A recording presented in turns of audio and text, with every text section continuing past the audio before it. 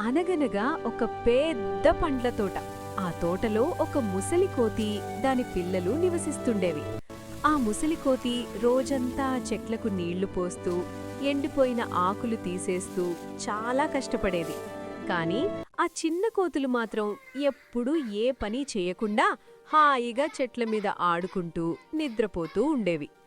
నా తర్వాత ఈ తోటను, ఈ చెట్లను ఎవరు చూసుకుంటారు అని ఆ ముసలికోతి ఎప్పుడూ బాధపడేది. ఒకరోజు ఆ ముసలికోతికి బాగా జబ్బు చేసింది. ఇక తను ఎక్కువ రోజులు బతకనని దానికి అర్థమైంది. వెంటనే ఆ బద్ధకంగా ఉండే చిన్న కోతులన్నింటినీ దగ్గరకు పిలిచింది. పిల్లలు, నా మాట జాగ్రత్తగా వినండి.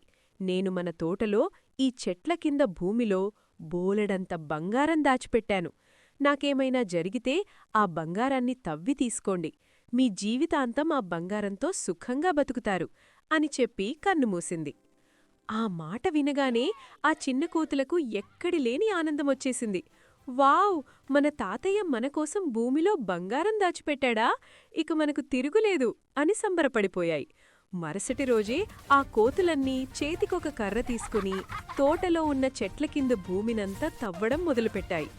బంగారు నాణాల మీద ఆశతో చెమటలు కక్కుతూ రాత్రింబవళ్లు కష్టపడి భూమిని అణువణువూ తవ్వేశాయి.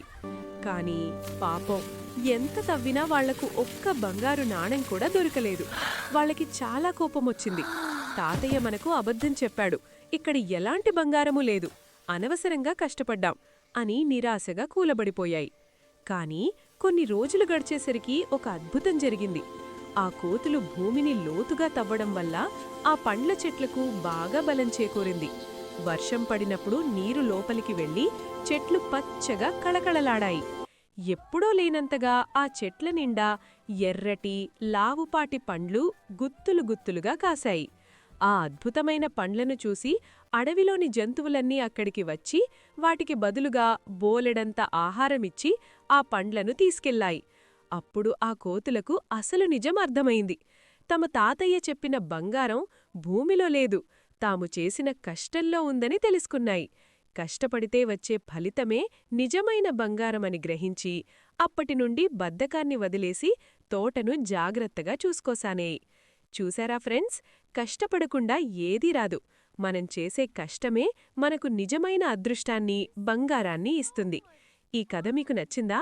అయితే వెంటనే మన వీడియోకి లైక్ కొట్టి ఛానల్ని సబ్స్క్రైబ్ చేసుకోండి. మరో మంచి కథతో మళ్ళీ కలుద్దాం. Bye bye.